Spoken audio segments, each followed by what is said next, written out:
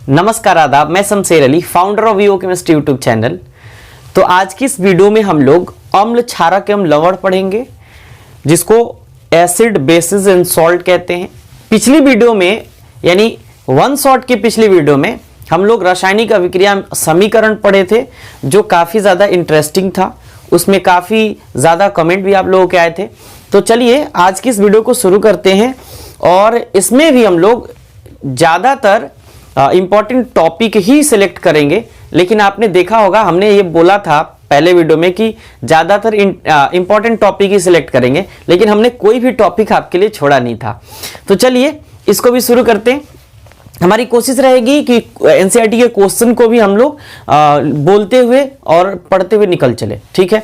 तो चलिए देखिए, अम्ल, क्षारक एवं लवण, ये जो आपका चैप्टर है, इससे लगभग 3 से 5 नंबर के आपसे सवाल पूछे जाते हैं। तो कई बार तो 10 नंबर का भी सवाल होता है। तो ये कहने के लिए एक वेटेज है 3 से 5 नंबर, लेकिन आमतौर पर 10 नंबर तक के भी सवाल इससे पूछे जाते हैं।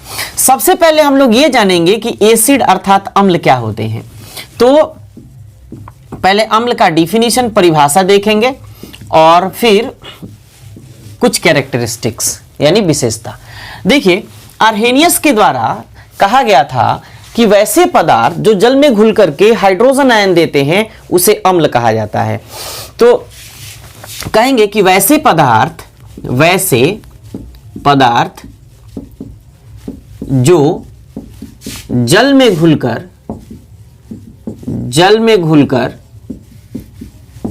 हाइड्रोजन आयन यानी H प्लस आयन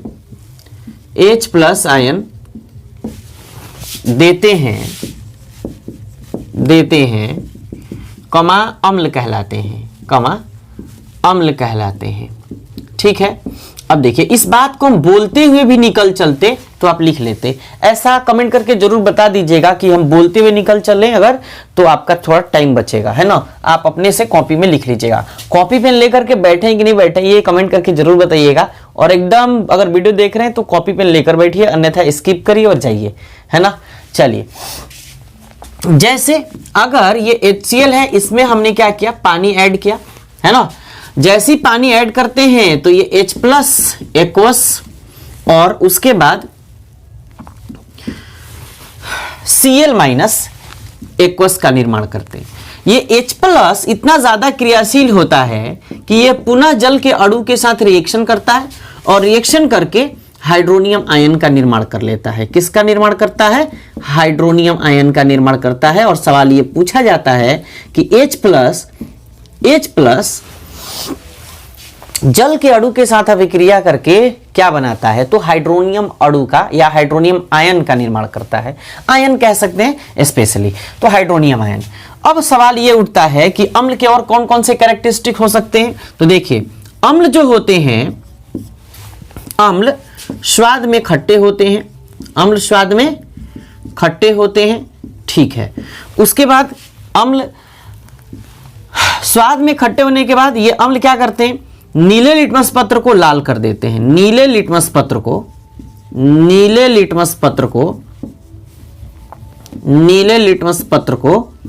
क्या कर देते हैं? लाल कर देते हैं, ठीक है। अम्ल जो होते हैं ये संक्षारक प्रकृति के होते हैं। मतलब किसी भी सतह पर, किसी वस्तु के सतह पर अगर पड़ते हैं तो उसको जला देते हैं, बर्बाद कर देते हैं, संक्षारित कर देते हैं। जैसे सल्फ्यूरिक एसिड अर्थात बैटरी का जो पानी है, उसको अगर किसी कपड़े पर डाला जाए तो कपड़ा काफी आसानी से जल जाता है।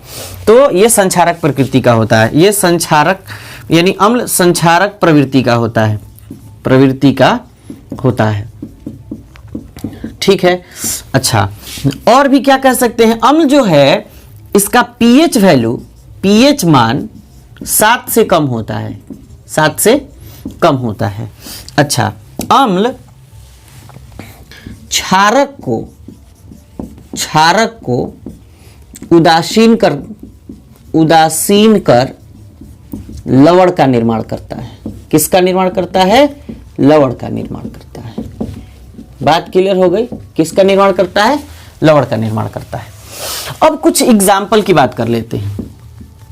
अम्ल के कौन कौन से एग्जाम्पल हो सकते हैं? तो देखिए, सबसे पहले आप लिखिएगा सल्फ्यूरिक अम्ल।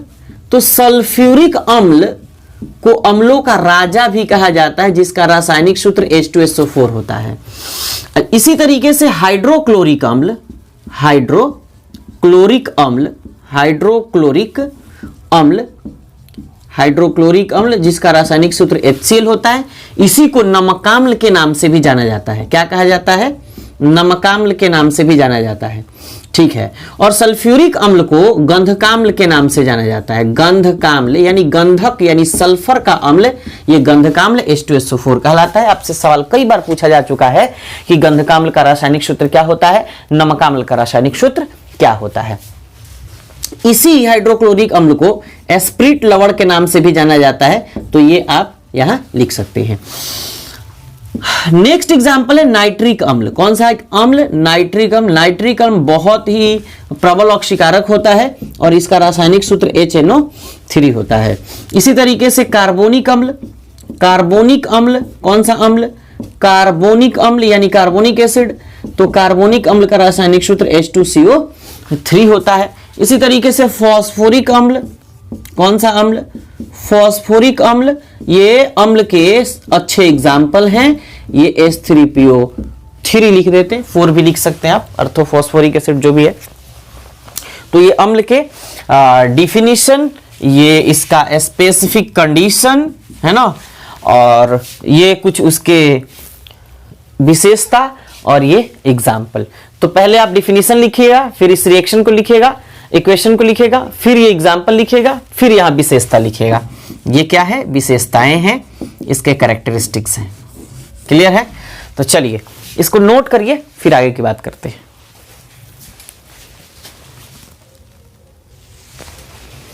तो अब बात करते हैं अम्ल कितने प्रकार के होते हैं। तो देखिए, उपलब्धता के आधार पर, मतलब प्रकृति में, किसमें? प्रकृति में उपलब्धता के आधार पर, उपलब्धता के आधार पर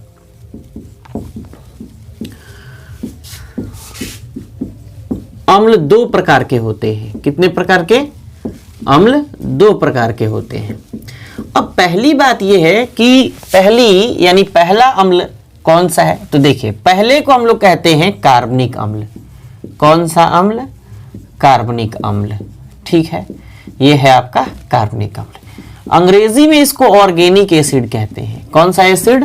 ऑर्गेनिक एसिड। देखिए, कार्बनिक अम्ल एक ऐसा अम्ल होता है जो पेड़ पौधों से या वनस्पतियों से प्राप्त किया जाता है, और ये गॉड गिफ्टेड होता है। ये इंसानों के सेहत के लिए काफी फायदेमंद होता है, इसलिए इन सभी अम्लों का इस्तेमाल करना चाहिए आम जिंदगी में। कैसे? देखिए, डिफिनीशन क्या बोलेंगे? वैसे अम्ल जो प्रकृति द्वारा प्रदत्त है या प्राकृतिक रूप से हमें प्राप्त है, उसे कार्बनिक अम्ल कहेंगे, जिसमें कार्बन, हाइड्रोजन और ऑक्सीजन मूल रूप से पाए जाते हैं। अब सवाल यह है कि इस कौन कौन से इसके एग्जाम्पल हो सकते हैं। तो देखिए, जितने फल हैं उनमें ज्यादातर, मतलब मैक्स टू मैक्स जो भी अम्ल पाए जाते हैं वो सब के सब ऑर्गेनिक एसिड यानी कि कार्बनिक अम्ल ही पाए जाते हैं। जैसे अगर हम सेब की बात करें, तो सेब में मैलिक अम्ल पाया जाता है। ये एक कौन सा अम्ल है? ये कार्बनिक अम्ल है। कौन सा अम्ल है? कार्बनिक अम्ल है। इसी तरीके से अगर आंवला की बात करें, आंवला तो एस्कॉर्बिक अम्ल, इसमें कौन सा अम्ल पाया जाता है? एस्कॉर्बिक अम्ल पाया जाता है। इसी तरीके से अमरूद की बात करें तो उसमें भी, अमरूद में भी एस्कॉर्बिक अम्ल पाया जाता है, ठीक है। ये भी क्या है? ये सब के सब वनस्पतियों से प्राप्त होने वाले फल हैं, यानी पेड़ पौधों से प्राप्त होने वाले फल हैं। इसी तरीके से अगर हम कच्चा अंगूर कहें या इमली कहें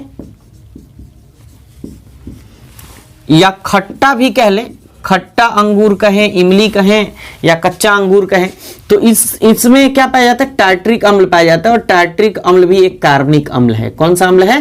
कार्बनिक अम्ल है। इसी तरीके से संतरा कहें मौसमी कहें या और क्या कह सकते हैं, और नींबू अगर कहें, क्या कहें, नींबू। तो नींबू, संतरा या मौसमी में सिट्रिक अम्ल पाया जाता है। कौन सा अम्ल? सिट्रिक अम्ल पाया जाता है। कई बार किताब साइट्रिक भी लिखता है, प्रोनाउंसिएशन अलग अलग, उच्चारण अलग अलग हो सकता है। इसी तरीके से आगे अगर बढ़ेंगे तो आपको मिल सकता है, जैसे ये टमाटर है ना, या और एक जिसका साग बनता है उसको क्या कहते हैं, पालक। पालक का जूस या टमाटर का जूस, इसमें क्या पाया जाता है? इसमें पाया जाता है ऑक्जेलिक अम्ल। कौन सा अम्ल? ऑक्जेलिक अम्ल। ऑक्जेलिक अम्ल। क्लियर हो गया? अच्छा, इसी तरीके से आगे अगर बढ़ेंगे तो आपको देखने को मिलेगा मधुमक्खी, क्या? मधुमक्खी या बिरनी। बिरनी आपने पीला वाला देखा होगा, या लाल चींटी। कौन चींटी? लाल चींटी। इन सब में क्या पाया जाता है? इन सब में फॉर्मिक अम्ल पाया जाता है। कौन सा अम्ल पाया जाता है? फॉर्मिक अम्ल पाया जाता है। ये जितने हम अम्ल लिखे हैं ये सब के सब थोड़े कॉम्प्लेक्स होते हैं। केमिकल फार्मूला इनका लिखना थोड़ा सा मुश्किल है ना, आपके 10th क्लास में उसको नहीं पढ़ना है, इसलिए हम नहीं लिख रहे हैं। हालांकि फॉर्मिक एसिड पढ़ना है, यानी फॉर्मिक अम्ल पढ़ना है, तो फॉर्मिक अम्ल HCOOH लिख देते हैं।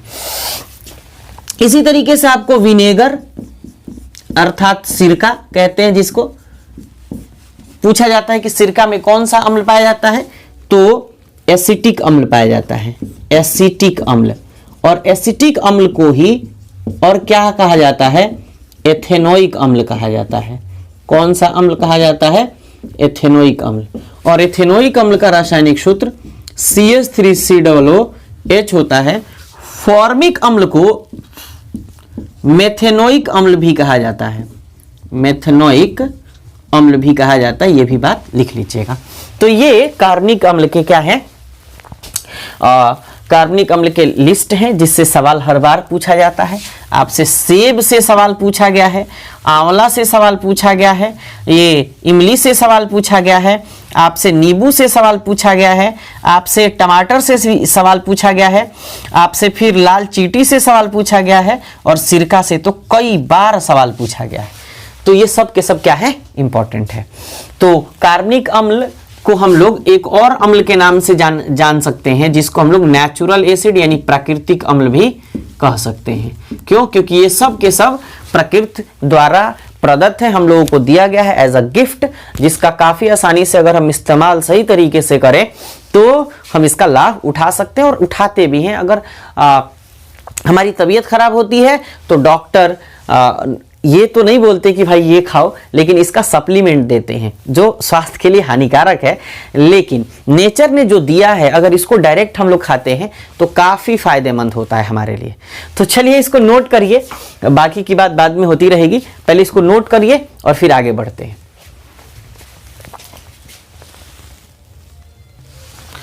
चलिए नेक्स्ट की बात करते हैं। दूसरा आपका अम्ल होता है उपलब्धता के आधार पर, जिसको हम लोग खनिज अम्ल कहते हैं। खनिज अम्ल जो होते हैं वो अच्छे अम्ल होते हैं, मतलब उनका कंसंट्रेशन काफी ज्यादा होता है। अब खनिज अम्ल को अंग्रेजी में क्या कहते हैं? मिनरल्स एसिड कहते हैं, मिनरल्स एसिड। अब इसके नाम से यह स्पष्ट है कि ये कहां से पाया जा रहा है। देखिए, खनिज में से हम अम्लों को एक्सट्रैक्ट करते हैं, मतलब उसका निष्कासन करते हैं। तो हम लोग जनरली ये बात कह सकते हैं कि भूमि के अंदर यानी भूपर्पटी के अंदर से जो अम्ल प्राप्त किए जाते हैं उनको हम लोग क्या कहते हैं? खनिज अम्ल कहते हैं, या खनिज से प्राप्त अम्ल को खनिज अम्ल कहते हैं। तो ये खनिज और अयस्क दोनों चीजें अभी आपको धातु अधातु चैप्टर में पढ़ने हैं, वहां डिटेल हम बात कर लेंगे। देखिए, खनिज अम्ल कौन कौन से होते हैं? हाइड्रोक्लोरिक अम्ल। कौन से अम्ल? हाइड्रोक्लोरिक अम्ल, जिसको अभी हम नमकाम्ल भी कह रहे थे, एस्प्रिट लवण भी कह रहे थे, जिसका रासायनिक सूत्र HCl होता है। सल्फ्यूरिक अम्ल, कौन सा अम्ल? सल्फ्यूरिक अम्ल यानी H2SO4, है ना। इसी तरीके से नाइट्रिक अम्ल, नाइट्रिक अम्ल, तो नाइट्रिक अम्ल यानी HNO3, नाइट्रस अम्ल, नाइट्रस अम्ल यानी कि HNO2, ठीक है। इसी तरीके से सल्फ्यूरस अम्ल, सल्फ्यूरस अम्ल यानी H2SO3, ये सब के सब कौन से अम्ल है, कौन से अम्ल है, खनिज अम्ल है। क्लियर हुई बात? तो चलिए इसको नोट करिए। अब देखिए, अब सवाल उठता है कि H+ आयन की सांद्रता के आधार पर, सांद्रता का मतलब मात्रा, सांद्रता के आधार पर अम्ल के प्रकार, अम्ल के प्रकार, ये अम्ल कितने प्रकार के होते हैं? तो देखिए H+ आयन की सांद्रता यानी मात्रा के आधार पर अम्ल दो प्रकार के होते हैं। अगर H+ आयन, पहली बात ध्यान से सुनना, अगर H+ आयन की मात्रा किसी अम्ल में बहुत ही ज्यादा है तो उसको हम लोग क्या कहेंगे? प्रबल अम्ल कहेंगे। क्या कहेंगे? प्रबल अम्ल कहेंगे, जिसको अंग्रेजी में स्ट्रॉन्ग एसिड के नाम से जाना जाता है। और इसको डिफाइन करने का क्या तरीका है? कहेंगे कि वैसे अम्ल जिसमें H+ आयन की मात्रा, H+ आयन की सांद्रता अधिक हो, क्या हो? सांद्रता अधिक हो, उसे हम प्रबल अम्ल कहते हैं। जैसे सभी खनिज अम्ल, जैसे सभी खनिज अम्ल, यानी कि जितने खनिज अम्ल होते हैं, जैसे हाइड्रोक्लोरिक अम्ल, सल्फ्यूरिक अम्ल, नाइट्रिक अम्ल, नाइट्रस अम्ल, सल्फ्यूरस अम्ल, ये सब के सब इसमें H+ आयन की सांद्रता अधिक होती है। अगर अमूमन जनरली अगर हम बात करें इसमें से भी, तो सल्फ्यूरस अम्ल को हटा देंगे क्योंकि इसमें थोड़ी कॉन्सेंट्रेशन कम होती है H+ आयन की। बाकी में अगर बात करें तो नाइट्रस अम्ल को भी यहां से हटा देंगे, लेकिन इनमें हाइड्रोक्लोरिक अम्ल, सल्फ्यूरिक अम्ल और नाइट्रिक अम्ल में H+ आयन की सांद्रता बहुत ही अधिक पाई जाती है, इसलिए ये सब के सब प्रबल अम्ल हैं। कौन से अम्ल हैं? ये खनिज अम्ल होने के साथ साथ प्रबल अम्ल भी होते हैं। क्लियर हुई बात? बोलिए। तो ये प्रबल अम्ल स्ट्रॉन्ग एसिड हो गया, ठीक है। अच्छा, दूसरा क्या होता है भाई? दूसरा होता है, ये पहला था, दूसरा होता है दुर्बल अम्ल। कौन सा अम्ल? दुर्बल अम्ल। कौन सा अम्ल? दुर्बल अम्ल। तो देखिए, पहले एक बात और प्रबल अम्ल की कर लेते हैं। जितने प्रबल अम्ल होते हैं, जितने प्रबल अम्ल होते हैं, ध्यान से सुनना, जितने प्रबल अम्ल होते हैं इनका pH मान, कौन सा मान? pH मान जो होता है वो हमेशा 1 से 3 के बीच होता है, 1 से 3 के बीच होता है। क्लियर हो गई बात? कितना से? 1 से, 0 से भी कह सकते हो, 0 से 3 के बीच, आप 1 छोड़ के 0 से 3 के बीच कह लो, 0 से 3 के बीच होता है। मतलब H+ आयन की सांद्रता जितनी ज्यादा होगी उस pH वैल्यू उतना ही कम होगी, अभी बात कर लेंगे उसकी। तो ये अब बात कर लेते हैं दुर्बल अम्ल की। तो कहेंगे कि वैसे अम्ल जो H+ आयन, जो H+ आयन मतलब हाइड्रोजन आयन, जिसमें वैसे अम्ल जिसमें हाइड्रोजन आयन की सांद्रता, हाइड्रोजन आयन की सांद्रता या मात्रा जो कह लो कम होती है, सांद्रता क्या होती है? कम होती है, उसे क्या कहते हैं? दुर्बल अम्ल कहते हैं। उसे क्या कहते हैं? दुर्बल अम्ल कहते हैं। अब इसके एग्जाम्पल की बात कर लेते हैं। जितने कार्बनिक अम्ल होते हैं, कार्बनिक अम्ल, कौन से अम्ल? कार्बनिक अम्ल, सभी कार्बनिक अम्ल, यहां लिख देते हैं, सभी कार्बनिक अम्ल दुर्बल अम्ल होते हैं। कैसे अम्ल होते हैं? दुर्बल अम्ल होते हैं। कैसे अम्ल होते हैं भाई? दुर्बल अम्ल होते हैं। बात क्लियर हो गई? जैसे अभी हम लोग लिखे थे फॉर्मिक अम्ल। कौन सा अम्ल? फॉर्मिक अम्ल। तो क्या लिखे थे? HCOOH, HCOOH, यहां लिख देते हैं HCOOH, इसका रासायनिक सूत्र होता है। इसी तरीके से अभी हम लोग क्या लिखे थे? मैलिक अम्ल। उसी तरीके से टार्ट्रिक अम्ल, उसी तरीके से एसिटिक अम्ल, एसिटिक अम्ल। कौन सा अम्ल? एसिटिक अम्ल। तो एसिटिक अम्ल का रासायनिक सूत्र क्या होता है? CH3COOH। क्लियर? उसी तरीके से है लैक्टिक अम्ल। कौन सा अम्ल? लैक्टिक अम्ल। तो ये लैक्टिक अम्ल। तो लैक्टिक अम्ल को हम लोग क्या क्या लिख सकते हैं? ऐसे लिख सकते हैं COOH, है ना, उसके बाद COH यानी CH यहां लिख सकते हैं, CHOH, ठीक है, फिर CH3, ये लैक्टिक अम्ल का रासायनिक सूत्र होता है। तो ये आपका खनिज अम्ल हो गया। प्रबल H+ आयन की सांद्रता के आधार पर अम्ल के प्रकार दो प्रकार के होते हैं, ये प्रबल अम्ल और दुर्बल अम्ल। जिसमें H+ आयन की सांद्रता अधिक होती है उसे प्रबल अम्ल कहते हैं, इसका pH मान 0 से 3 के बीच होता है। और दुर्बल अम्ल वैसे अम्ल होते हैं जिसमें H+ आयन की सांद्रता कम होती है और सभी कार्बनिक अम्ल दुर्बल अम्ल होते हैं, जैसे फॉर्मिक अम्ल, एसिटिक अम्ल, लैक्टिक अम्ल और भी ऑक्जेलिक एसिड, ऑक्जेलिक अम्ल, सब के सब। और इनका pH मान यानी कि किसका, दुर्बल अम्ल का pH मान, दुर्बल अम्ल नीचे दिख रहा है, देख लेते हैं जरा, बिल्कुल दिख रहा है। दुर्बल अम्ल का pH मान, जो pH मान है पोटेंशियल ऑफ हाइड्रोजन आयन या हाइड्रोनियम आयन जो कह लो, इसका 3 से 6.9 के बीच, 7 के बीच, मतलब 7 तो नहीं होता लेकिन 7 के बीच, 7 के बीच होता है। क्लियर? तो इसको नोट करिए और फिर आगे बढ़ते हैं। तो देखिए, अब अम्ल के बाद हम लोग क्षारक पढ़ेंगे।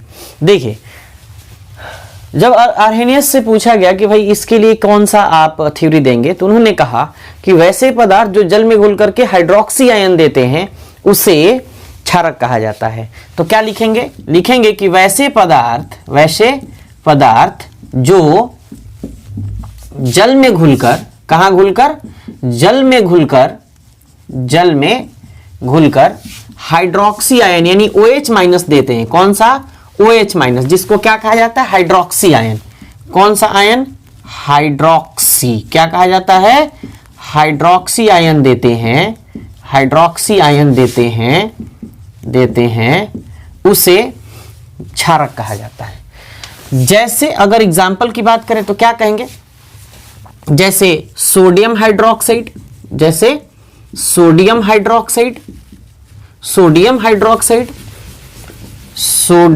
हाइड्रोक्साइड NaOH, इसमें मिला दिया हमने जल।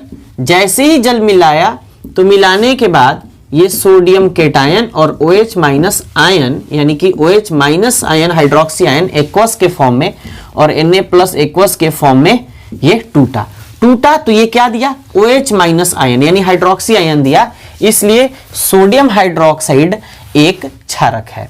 इसी तरीके से पोटेशियम हाइड्रोक्साइड, जिसको इस रिएक्शन को लिखने का तरीका यह भी है कि H2O इसमें जोड़ दें, K+ एक्वस फॉर्म में आपको प्राप्त होगा और OH- एक्वस फॉर्म में प्राप्त होगा हाइड्रोक्सी आयन। क्लियर है?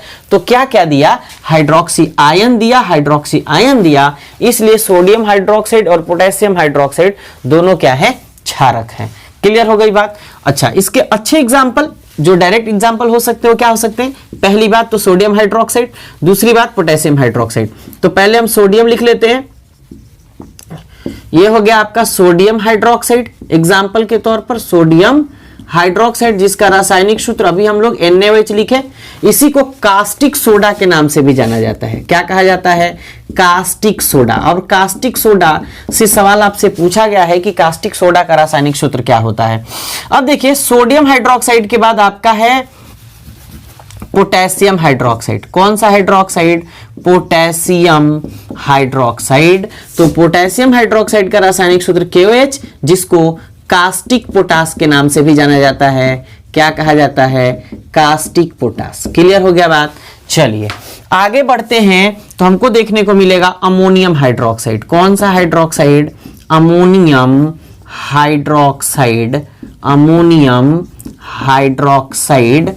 और अमोनियम हाइड्रोक्साइड का रासायनिक सूत्र NH4OH होता है। इसी तरीके से हम देखेंगे कि कैल्शियम हाइड्रोक्साइड को भी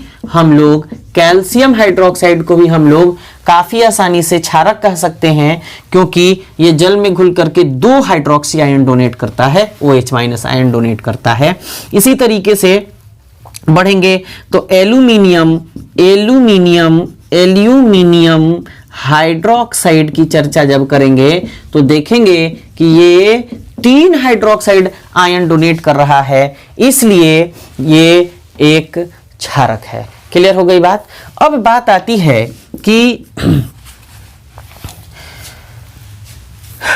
ये जो क्षारक है, वाकई अगर जल में इसको घोल रहे हैं, कहां घोल रहे हैं? जल में। तो जल में घुल करके अगर OH- आयन दे रहा है तो इसको और क्या कहा जा सकता है? तो सुनिए, जल में घुलनशील क्षारक को क्षार कहा जाता है। अब इसके बाद हम अल्कली यानी क्षार की बात कर लेते हैं थोड़ी देर में। क्षार यानी अल्कली, ध्यान से सुनिएगा। अल्कली क्या कहता है? कहता है कि जल में घुलनशील क्षारक को क्षार कहते हैं। क्या कहते हैं? क्षार कहते हैं। अब कहिएगा कि ये कौन कौन से भाई क्षार हैं? तो देखिए, सोडियम हाइड्रोक्साइड काफी आसानी से घुलता है, पोटेशियम हाइड्रोक्साइड काफी आसानी से घुलता है, कैल्शियम हाइड्रोक्साइड भी काफी आसानी से घुलता है, लेकिन एल्यूमिनियम हाइड्रोक्साइड काफी आसानी से नहीं घुलता है, इसलिए ये केवल क्षारक कहलाएगा। जबकि sodium hydroxide, potassium hydroxide, calcium hydroxide को हम लोग क्या कह सकते हैं? क्षार भी कह सकते हैं। तो ये और ये कैल्शियम हाइड्रोक्साइड, ये तीनों जो एग्जाम्पल हैं ये क्षार कहला सकते हैं। तो नोट, यहां एक बात आती है नोट में कि सभी क्षारक, ध्यान से सुनना, सभी क्षारक,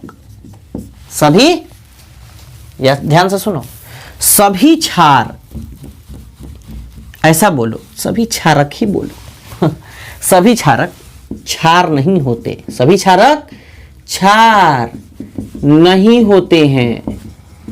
जबकि क्योंकि लिख लो, क्यों भाई? सवाल तो पूछा जाएगा कि क्यों, तो कहिएगा कि सभी क्षारक क्षार नहीं होते हैं क्योंकि सभी क्षारक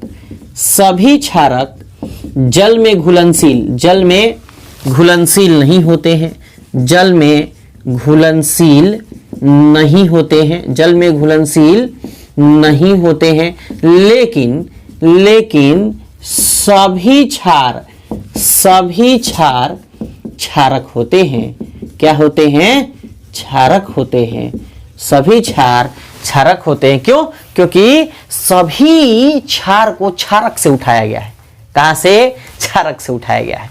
क्लियर हो गई बात? तो चलिए इसको नोट करिए, फिर आगे की बात करते हैं।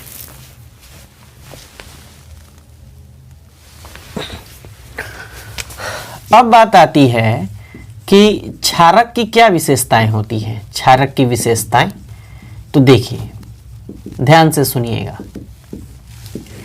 कहिएगा कि क्षारक स्वाद में कड़वे होते हैं। कैसे होते हैं? कड़वे होते हैं। जैसे कि नीम का पत्ती, करेला, मजा आ जाता है। ठीक है, अब देखिए, क्षारक लाल लिटमस पत्र को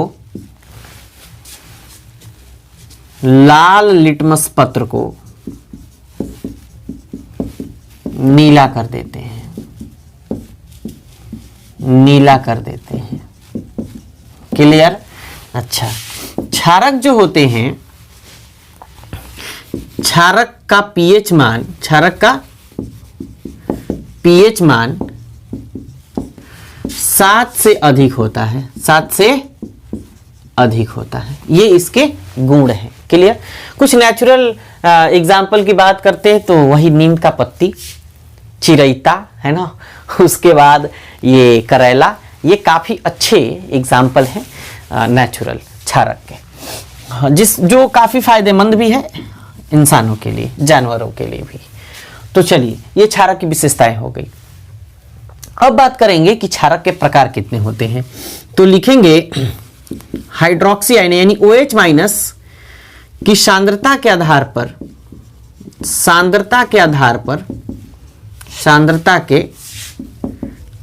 पर क्षारक दो प्रकार के होते हैं। कितने प्रकार के? 2 प्रकार के होते हैं। सबसे पहली बात ये प्रबल क्षारक। पहली बात ये कि कौन कौन?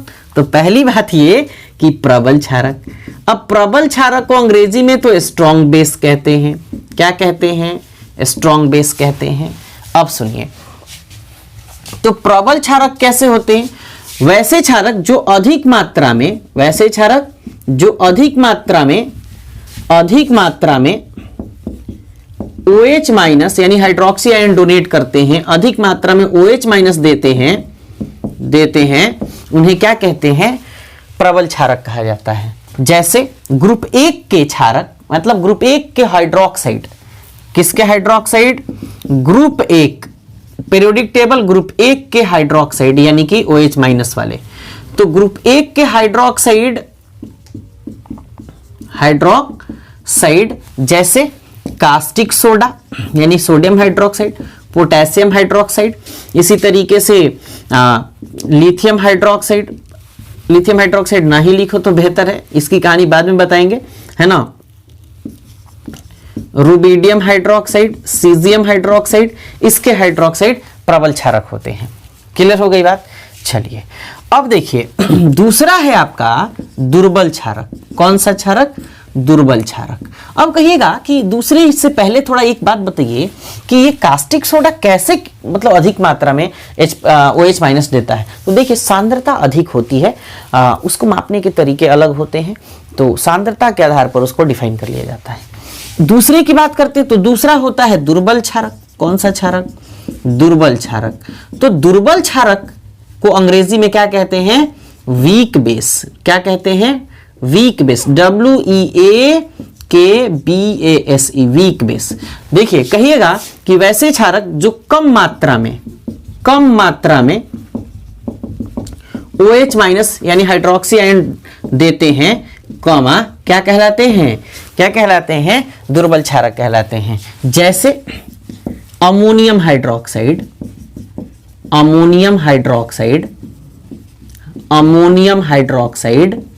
तो अमोनियम हाइड्रोक्साइड को NH4OH कहा जाता है। और ग्रुप 2 के, ग्रुप पीरियोडिक टेबल के ग्रुप 2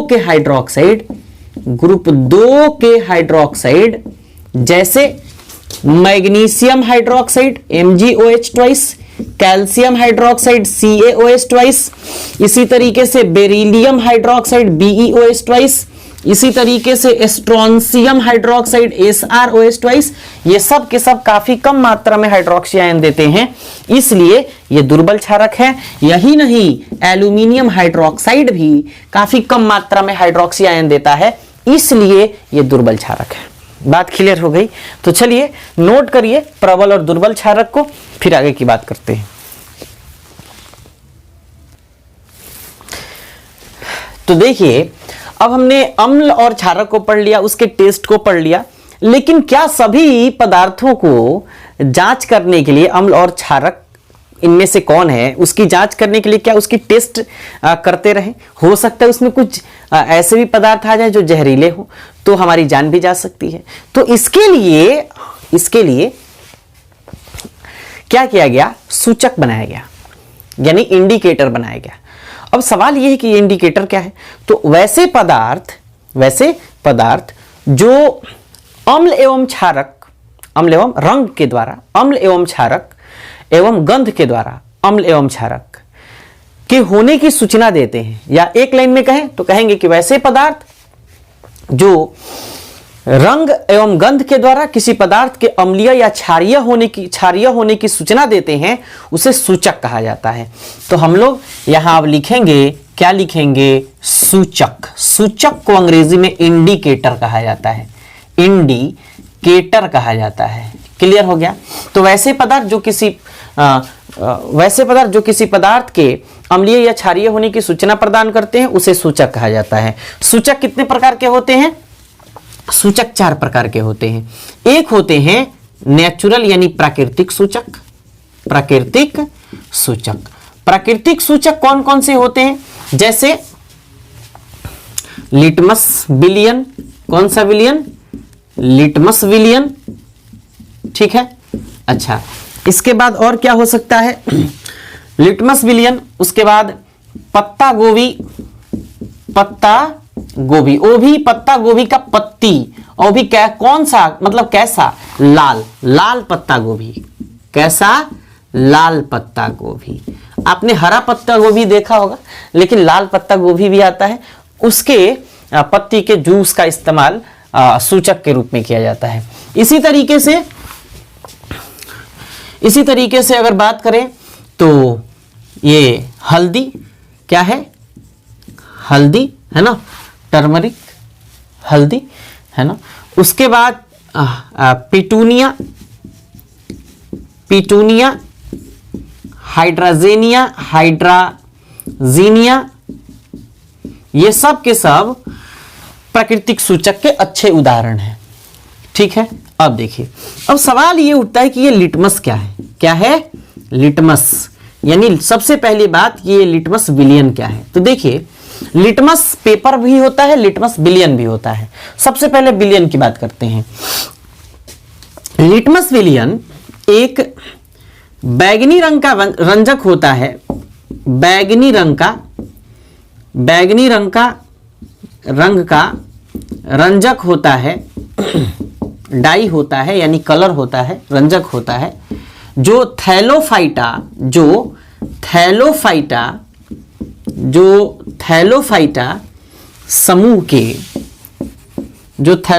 समूह के लिचेन या लाइकेन, जो कहना हो कह लेना, प्रोनाउंसिएशन उच्चारण जो तुमको समझ में आए वो कह लेना, लिचेन या लाइकेन नामक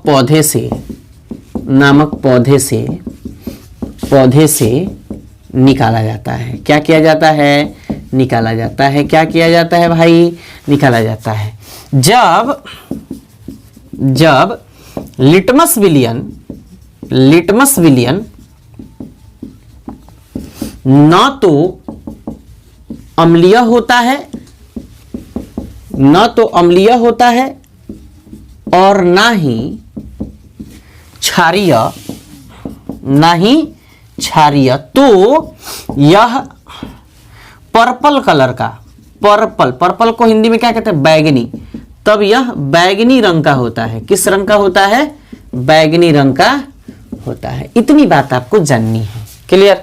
अच्छा, अब बात यह भी आती है कि अब लिटमस का पेपर कैसे तैयार होता है? तो देखिए, अगर मान के चलो ये लिटमस का विलियन है, क्या है? लिटमस का विलियन है, इसमें आपने 2 पेपर डाला। कौन सा पेपर? 2 पेपर या एक ही पेपर मान के चलो।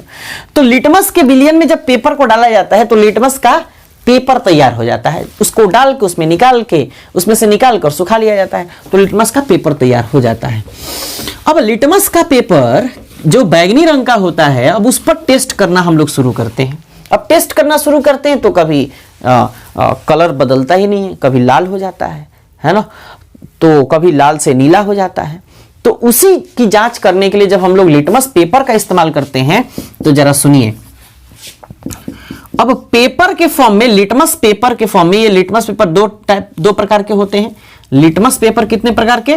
लिटमस पेपर, कौन से? लिटमस पेपर 2 प्रकार के होते हैं। एक लिटमस पेपर जिसको हम लोग लाल लिटमस पेपर या नीला लिटमस पेपर कहते हैं। पहले को नीला लिटमस पत्र कह लेते हैं, नीला लिटमस पेपर, लिटमस पेपर। तो नीला लिटमस पेपर क्या करता है बताइए?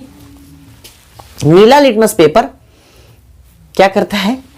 देखिए, नीला लिटमस पेपर जैसे ही अम्ल के संपर्क में आता है तो अम्ल नीले लिटमस पेपर को लाल रंग में बदल देता है।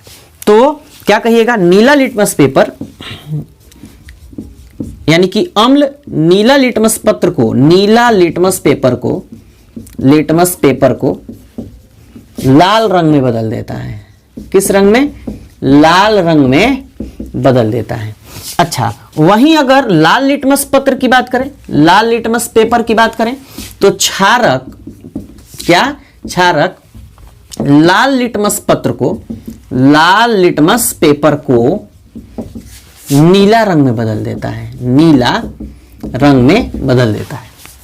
इतनी बात क्लियर हो गई? अच्छा, अब ये तो आपका पहला प्राकृतिक हो गया। अब दूसरा होता है संश्लेषित सूचक।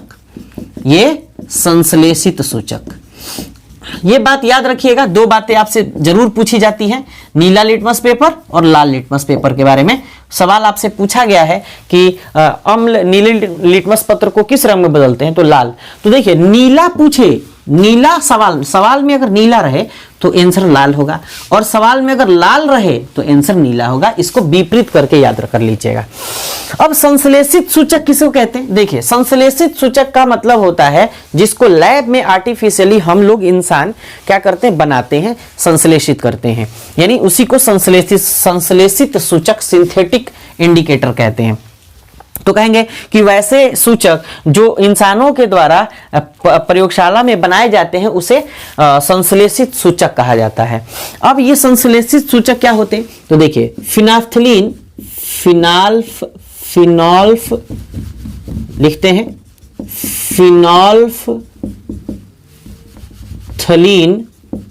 फिनोल्फथलीन कॉमा मिथाइल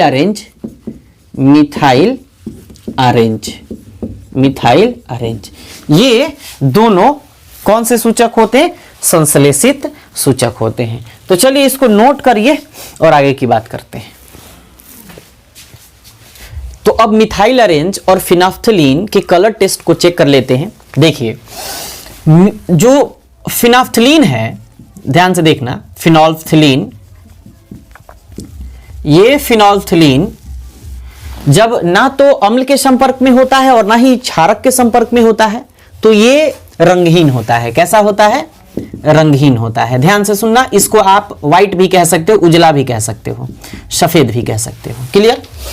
लेकिन जैसे ही हम लोग इसे अम्ल के संपर्क में लाते हैं और उसके बाद क्षार के संपर्क में लाते हैं तो क्या होता है? देखिए अम्ल के संपर्क में जब फिनोल्फथलीन आता है तो भी ये रंगहीन होता है, मतलब कोई कलर चेंज नहीं होता, कोई भी कलर चेंज नहीं होता, बिल्कुल वैसे ही रहता है।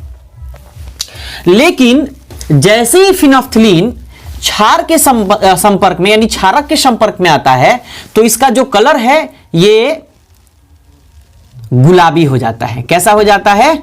गुलाबी हो जाता है। कैसा हो जाता है? गुलाबी हो जाता है। जैसे आज रोज डे भी है, वो गुलाबी, गुलाब वाला गुलाबी, बिल्कुल। तो आप लोगों ने आज खिल्लियां उड़ाई होंगी, लोगों की मजे किए होंगे। तो देखिए जिस दिन ये शूट हो रहा है उस दिन, ठीक है। देखिए तो फिनोल्फथलीन रंगहीन उजला होता है, अम्ल के संपर्क में आने पर इसके कलर में कोई चेंज नहीं होता है ना। और जैसे ही ये क्षारक के संपर्क में आता है तो अपने इस रंगहीन कलर को यानी व्हाइट कलर को किस में चेंज कर लेता है? गुलाबी रंग में चेंज कर लेता है। उसी तरीके से अगर हम मिथाइल अरेंज की बात करें, इंक थोड़ा ज्यादा हो गया है ना, इंक थोड़ा ज्यादा हो गया है तो कोई बात नहीं। देखिए अब दूसरी बात, अगर मिथाइल अरेंज की बात करें, कौन सा अरेंज? Methyl arrange. ध्यान से सुनना, मिथाइल अरेंज को अगर देखा जाता है तो मिथाइल अरेंज ऑरेंज कलर का यानी नारंगी रंग का होता है। ऑरेंज यही रंग अपना बता रहा है, तो ये नारंगी रंग का होता है। लेकिन अब जैसे ही ये अम्ल के संपर्क में आता है, किसके संपर्क में? अम्ल के संपर्क में आता है तो ये अपने कलर को चेंज करता है और अम्ल के संपर्क में आते ही ये लाल रंग का हो जाता है। किस रंग का हो जाता है? लाल रंग का, रेड कलर का हो जाता है। लेकिन जैसे ही क्षारक के संपर्क में आता है तो इसका जो लाल रंग है, ये लाल रंग अब पीला रंग में बदल जाता है, येलो कलर में बदल जाता है। बात क्लियर हो गई? तो चलिए ये हो गए आपके सिंथेटिक इंडिकेटर यानी कि संश्लेषित सूचक। अब हमारी बात होगी किसकी? अब हमारी बात होगी गंधीय सूचक की। किसकी? गंधीय सूचक की। गंधीय सूचक को अंग्रेजी में ओल्फैक्टरी इंडिकेटर कहते हैं। और ओल्फैक्टरी इंडिकेटर का काम क्या होता है? अपने गंध के द्वारा किसी पदार्थ के अम्लीय या क्षारीय होने की सूचना देना। तो कहेंगे कि वैसे पदार्थ या वैसे सूचक जो अपने गंध के द्वारा, ऑडर के द्वारा, स्मेल के द्वारा, फ्रेग्रेंस के द्वारा किसी पदार्थ के अम्लीय या क्षारीय होने की सूचना देते हैं, उसे क्या कहते हैं? उसे गंधीय सूचक कहा जाता है। क्लियर बात? अब देखिए ये गंधीय सूचक कौन कौन से होते हैं, जरा ध्यान से सुनिए। आपके एनसीईआरटी में ऐसे तो हजारों गंधीय सूचक हो सकते हैं, लेकिन आपके एनसीईआरटी में महज 3 मेंशन है, उसी की चर्चा करेंगे। तो देखिए सबसे पहले वैनिला तेल, वैनिला। क्लियर? अच्छा, वैनिला जब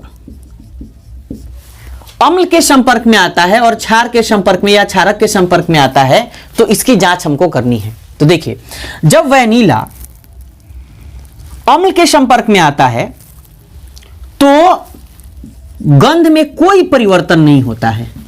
वैनिला के गंध में गंध में, स्मेल में कोई परिवर्तन नहीं होता है, नॉट एनी चेंज, कोई परिवर्तन नहीं होता है, कोई परिवर्तन नहीं होता है। क्लियर? अच्छा, कोई परिवर्तन नहीं होता है। लेकिन जैसे ही क्षारक के संपर्क में आता है, वेनिला खुशबूदार होता है। आजकल बहुत ही ज्यादा केक में इसका इस्तेमाल हो रहा है, खुशबूदार केक बनाने में। आपने जब आप लोग बर्थडे या किसी भी सेलिब्रेशन के लिए केक अगर खरीद के लाते होंगे तो उसके लिए जैसे ही आप खरीद के लाते होंगे उसमें एक स्मेल आता है, खुशबू आता है जो काफी आपको अच्छा लगता है और उसकी तरफ आपको प्रेरित करता है, खींचता है अपने तरफ। तो इसमें ज्यादातर वेनिला का इस्तेमाल किया जाता है। क्लियर हो गई? अब देखिए, क्षारक के संपर्क में आता है तो ये अपने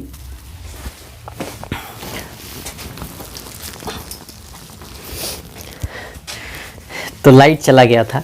देखिए, वेनिला जब अम्लीय विलयन के संपर्क में आता है तो गंध में इसके कोई परिवर्तन नहीं होता है। लेकिन जैसे ही क्षारीय विलयन में आता है तो इसका गंध समाप्त हो जाता है, यानी ये गंधहीन हो जाता है। क्या हो जाता है? गंधहीन हो जाता है, ऑर्डरलेस हो जाता है। इसी तरीके से अगर हम बात करें प्याज का जूस, प्याज का जूस अम्लीय विलयन में आमतौर पर प्याज के जूस के पास एक स्पेशल गंध पाया जाता है जो काफी खराब लगता है लोगों को, है ना। लेकिन जैसे ही प्याज के जूस को या प्याज को अम्लीय विलयन में या अम्लीय माध्यम के संपर्क में लाते हैं या अम्लीय विलयन में डालते हैं तो पुनः इसके गंध में कोई परिवर्तन नहीं होता है। लेकिन जैसे ही क्षारीय विलयन में डालते हैं तो क्षारीय विलयन में डालने के बाद पुनः ये गंधहीन हो जाता है। इसके गंध में यहां कोई परिवर्तन नहीं होता है, लेकिन क्षारीय विलयन में डालने पर यह गंधहीन हो जाता है। इसी तरीके से है लौंग का तेल। किसका तेल? लौंग का तेल, है ना। लौंग का तेल भी अम्लीय विलयन में इसके गंध में कोई परिवर्तन नहीं होता है। लेकिन आप जानते हैं कि लौंग के तेल के पास एक अपना स्पेशल गंध होता है। अम्लीय विलयन में डालने पर उसके गंध में कोई परिवर्तन नहीं होता है। लेकिन जैसे ही क्षारीय विलयन में डालते हैं तो क्षारीय विलयन में डालने के बाद पुनः यह गंधहीन हो जाता है, इसका गंध समाप्त हो जाता है। क्या हो जाता है? गंध समाप्त हो जाता है। बात क्लियर हो गई? तो इसको आप नोट करिए, फिर आगे की बात करते हैं। चलिए अब बात करते हैं धातु का अम्ल के साथ अभिक्रिया, reaction with reaction of metal and acid, इसकी बात करते हैं। देखिए, धातु तनु अम्ल के साथ, कैसे अम्ल के साथ? तनु अम्ल के साथ अभिक्रिया करके लवण और हाइड्रोजन गैस का निर्माण करते हैं। क्लियर? जैसे अगर मान के चलिए हमने एक जिंक का टुकड़ा लिया, तनु हाइड्रोक्लोरिक अम्ल में इसको डाला। जैसे ही हमने डाला तो ये बना जिंक क्लोराइड और उसके बाद हाइड्रोजन गैस।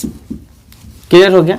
जिंक क्लोराइड एक लवण है ना। जिंक क्लोराइड क्या है? एक लवण है जिसका कलर कैसा होता है? सफेद होता है। क्लियर? अच्छा, इसी तरीके से अगर हमने क्या किया कि सोडियम के एक टुकड़े को तनु सल्फ्यूरिक अम्ल के विलयन में डाला, जैसे ही हम इसको डालते हैं तो ये Na2SO4 और पुनः हाइड्रोजन गैस का निर्माण होता है। सोडियम सल्फेट जो ये बनता है ये भी एक लवण है और इसका भी कलर कैसा होता है? सफेद होता है। और इसको सोडियम सल्फेट के एक्वस सॉल्यूशन को ग्लोबर लवण भी कहा जाता है। क्या कहा जाता है? ग्लोबर लवण कहा जाता है। लेकिन अगर क्या हम कॉपर या सिल्वर या गोल्ड या प्लेटिनम जैसे धातुओं की अभिक्रिया तनु हाइड्रोक्लोरिक अम्ल से कराएं तो क्या लवण बनेगा? लवण तो बनेगा लेकिन हाइड्रोजन गैस नहीं बनेगा। हाइड्रोजन गैस नहीं बनेगा। क्यों? क्योंकि जितने क्रियाशीलता क्रम में हाइड्रोजन से नीचे आने वाले तत्व होते हैं या धातु होते हैं कह लो, वे कभी भी अम्ल के विलयन से हाइड्रोजन गैस को विस्थापित नहीं कर पाते हैं, मतलब इसको हटा नहीं पाते हैं। तो जब हटा नहीं पाते तो हाइड्रोजन गैस नहीं बनता है। इसीलिए कॉपर या सिल्वर या गोल्ड या प्लेटिनम माने सोना या प्लेटिनम तनु अम्ल से, किस अम्ल से? तनु अम्ल से अभिक्रिया करके केवल लवण बनाते हैं, हाइड्रोजन गैस नहीं बनाते हैं। यह नोट करके लिख लीजिएगा। अब नोट दीजिएगा और कहिएगा कि सक्रियता श्रेणी में नीचे आने वाले धातु तनु अम्ल से अभिक्रिया कर केवल लवण का निर्माण करते हैं, हाइड्रोजन गैस का निर्माण नहीं करते। अब सवाल यह भी उठता है कि फिर कौन हाइड्रोजन गैस का निर्माण करेगा? तो देखिए, अगर कॉपर के साथ सांद्र सल्फ्यूरिक अम्ल के साथ अगर अभिक्रिया हो जाए तो ये कॉपर सल्फेट एक्वस और उसके बाद हाइड्रोजन गैस का निर्माण होगा। यह सांद्र होना चाहिए। कैसा होना चाहिए? सांद्र होना चाहिए। तो सांद्र सल्फ्यूरिक अम्ल हाइड्रोजन गैस का निर्माण करता है किसके साथ? कॉपर के साथ, प्लैटिनम के साथ, गोल्ड के साथ भी, है ना। लेकिन आमतौर पर उसके रिएक्शन बहुत ही स्लो होते हैं। तो ये केमिकल रिएक्शन जिसमें हाइड्रोजन गैस का भी निर्माण हो रहा है, किसके साथ? कॉपर के साथ। क्लियर? चलिए, तो पुनः अब एक और बात आती है कि कॉपर के बर्तन में दही एवं खट्टे पदार्थ नहीं रखने चाहिए, क्योंकि वे काफी आसानी से बर्तन से अभिक्रिया करके और उसके जगह को वहां से विस्थापित कर देते हैं, और उसके बाद या तो उसका पेंदी खराब हो जाता है या लवण का जो निर्माण करते हैं तो वह दही एवं खट्टे पदार्थ खाने योग्य नहीं रह जाते हैं। इसलिए कभी भी ऐसे बर्तनों में नहीं रखना चाहिए जो थोड़े कम क्रियाशील हो। क्लियर? मतलब अम्ल में पाए जाने वाले हाइड्रोजन से कम क्रियाशील हो। क्यों? क्योंकि हाइड्रोजन क्या करेगा, उसको उसकी जगह से हटा देगा तो या तो उसका पेंदिए साफ हो जाएगा, है ना, मतलब पूरा बिना पेंदी का हो जाएगा, है ना, या लवण अगर बनेगा भी तो उस लवण को खाने योग्य हम, मतलब कि उस लवण को हम नहीं खा सकते हैं। तो ये सिचुएशन होता है। तो इसको नोट करिए, फिर आगे बढ़ते हैं।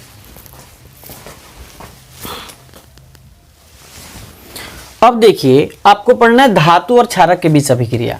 देखिए, जब धातु क्षारक के साथ अभिक्रिया करते हैं, किसके साथ? क्षारक के साथ अभिक्रिया करते हैं, तो पुनः लवण और हाइड्रोजन गैस का निर्माण करते हैं। क्लियर? अब सवाल ये कि इसके एग्जाम्पल कौन कौन से हो सकते हैं। देखिए, अगर मान के चलिए जिंक के एक टुकड़े को हम कास्टिक सोडा के एक्वस सॉल्यूशन के साथ अगर रिएक्शन कराएंगे तो काफी आसानी से हम लोग 2ZnO2 यानी कि सोडियम जिंकेट लवण का निर्माण होता है, और साथ ही हाइड्रोजन गैस का भी निर्माण होता है। इसी तरीके से अगर एल्यूमिनियम को सोडियम हाइड्रोक्साइड के एक्वस सॉल्यूशन के साथ रिएक्शन कराएं तो आपको सोडियम एल्यूमिनेट मिलता है। इसको क्या कहते हैं? Sodium aluminate. और उसके बाद हाइड्रोजन गैस का निर्माण होता है। तो अब सवाल यह उठता है कि क्या सभी के सभी ऐसे, ये दोनों सवाल बहुत बार पूछे गए हैं, इंपॉर्टेंट कर लीजिएगा पहले ही, है ना। तो सवाल यह भी उठता है कि क्या सब के सब क्षार के साथ अभिक्रिया करके और फिर हाइड्रोजन गैस का निर्माण करेंगे? बिल्कुल नहीं, ऐसा नहीं होता है। कुछ के साथ होता है, और जो एक्टिव मेटल होते हैं, जो मॉडरेट होते हैं, वे हाइड्रोजन गैस का निर्माण करते हैं, लवण का निर्माण करते हैं, हाइड्रोजन गैस का निर्माण करते हैं। लेकिन जो कम क्रियाशील धातु हैं वे कभी भी हाइड्रोजन गैस का निर्माण नहीं करते हैं। बात क्लियर हो गई? चलिए, सवाल पूछा गया है कि जिंक सोडियम हाइड्रोक्साइड के साथ रिएक्शन करके क्या बनाता है? तो सोडियम जिंकेट बनाता है। इसका रासायनिक सूत्र भी आपसे पूछा गया है। चलिए, तो अम्ल, क्षारक और लवण के दूसरे एपिसोड में आपका स्वागत है। पहले वीडियो में हमने अम्ल क्षारक का पूरा डिटेल नॉलेज, फिर इंडिकेटर अर्थात सूचक के बारे में हमने पढ़ा था। इस वीडियो में हम लोग यहां से शुरू करेंगे और ये टॉपिक है धातु कार्बोनेट या धातु हाइड्रोजन कार्बोनेट और अम्ल के साथ अभिक्रिया। इस वीडियो में केमिकल रिएक्शन बहुत सारे आपको मिलेंगे और जितने टॉपिक हैं वो सब के सब इंटरेस्टिंग हैं और फैक्ट हैं सब के सब, और दैनिक जीवन में उसका इस्तेमाल भी होने वाला है। तो कॉपी पेन निकालिए, नोट्स बनाना शुरू करिए और हम शुरू करते हैं। देखिए, हेडिंग है आपका धातु कार्बोनेट या धातु हाइड्रोजन कार्बोनेट जिसको धातु बाई कार्बोनेट भी कहते हैं, और अम्ल के साथ अभिक्रिया हम लोग पढ़ेंगे। तो सबसे पहली बात यह है कि धातु कार्बोनेट जब अम्ल के साथ अभिक्रिया करता है, और कैसे अम्ल के साथ अभिक्रिया करता है, तो तनु अम्ल के साथ अभिक्रिया करता है, तो क्या बनाता है। देखिए, धातु कार्बोनेट तनु अम्ल के साथ अभिक्रिया करके सबसे पहले लवण, फिर जल और फिर कार्बन डाइऑक्साइड गैस का निर्माण करता है। वहीं अगर बात करें धातु हाइड्रोजन कार्बोनेट जिसको धातु बाई कार्बोनेट भी कहते हैं, यह भी तनु अम्ल से अभिक्रिया करके लवण, जल और कार्बन डाइऑक्साइड गैस का निर्माण करते हैं।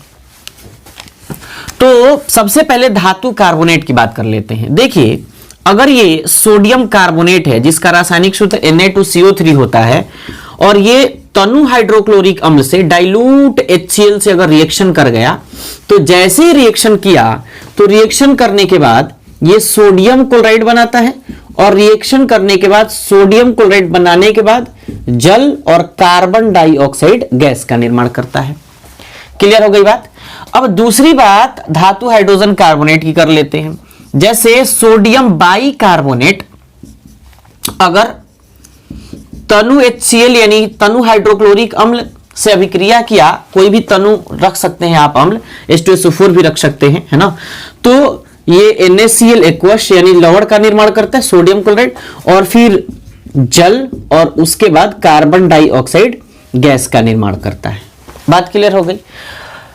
तो एक बात याद रखिएगा कि धातु कार्बोनेट या धातु हाइड्रोजन कार्बोनेट हमेशा जब भी रिएक्शन करता है तो लवण, जल और कार्बन डाइऑक्साइड गैस का निर्माण करता है।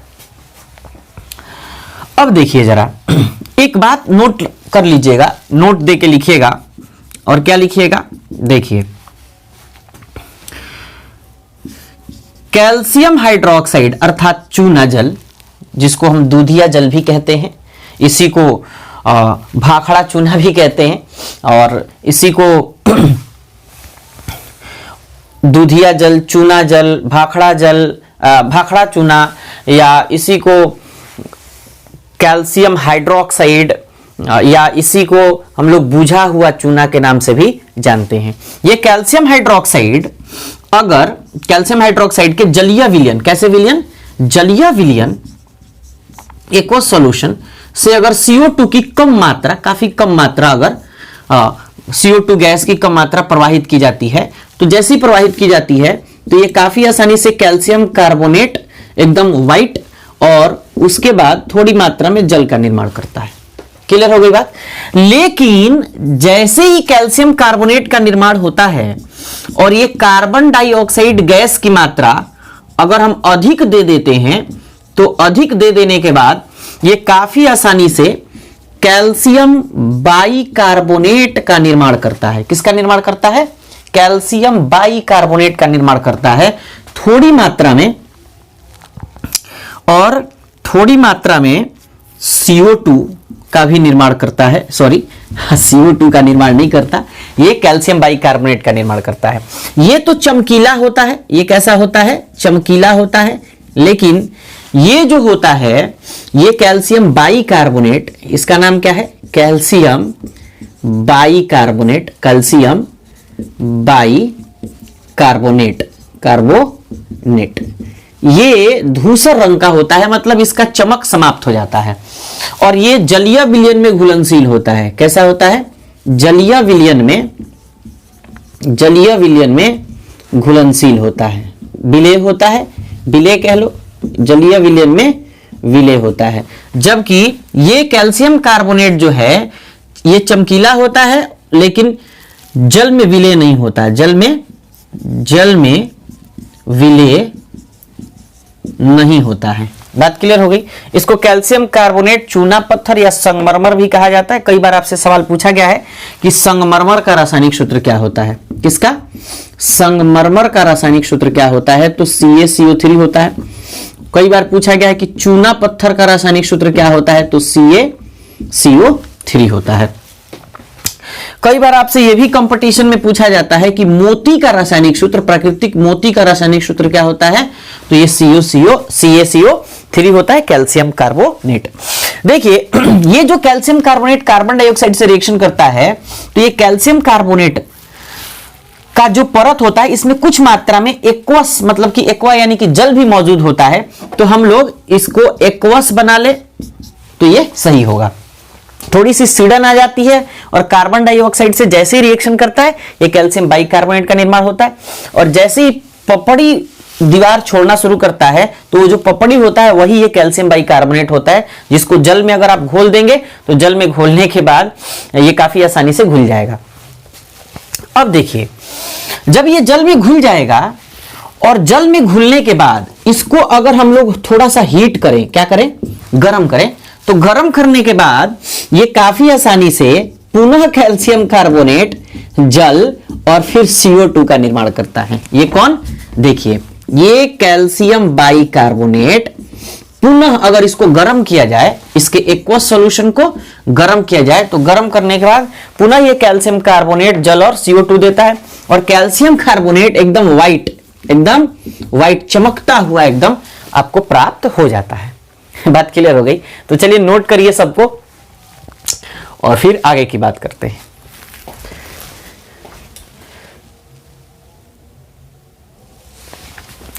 तो अब देखिए, इसके आगे बिल्कुल नोट दे के लिखिएगा। और क्या लिखिएगा? देखिए, ध्यान से एकदम देखिएगा। खड़िया, खड़िया का मतलब चौक, अंग्रेजी में चौक कहते, हिंदी प्रोनाउंसिएशन यही है। का रासायनिक सूत्र क्या होता है? सवाल बहुत बार आपसे पूछा गया है। चौक का रासायनिक सूत्र क्या होता है? तो CaCO3। अभी हमने संगमरमर लिखा था, याद होगा आपको। संगमरमर का रासायनिक सूत्र क्या होता है? तो यही CaCO3। अभी हमने चूना पत्थर भी लिखा था, आपको याद होगा। तो चूना पत्थर का रासायनिक सूत्र भी CaCO3 होता है। यहां से सवाल बहुत बार पूछा गया है। इसी तरीके से हमने अभी बोला था कि भाखड़ा चूना, है ना, चूना तारकुन या बारचून जो भी होगा देख लीजिएगा, है ना। भाखड़ा चूना का रासायनिक सूत्र क्या होता है? तो CaOH ट्वाइस होता है। ठीक है। इसी तरीके से जलीय चूना, कौन सा चूना? जलीय चूना या चूना जल, कौन सा जल? चूना जल या दूधिया जल, दूधिया जल का रासायनिक सूत्र क्या होता है? तो CaOH ट्वाइस होता है। इसी तरीके से बुझा हुआ चूना, कौन सा चूना? बुझा हुआ चूना। अगर आपसे कहे बुझा हुआ चूना, तो बुझा हुआ चूना का रासायनिक सूत्र क्या होता है? यही CaOH ट्वाइस होता है। अंग्रेजी में इसी को स्लैक्ड लाइम कहा जाता है। क्या कहा जाता है? स्लैक्ड लाइम कहा जाता है। अच्छा,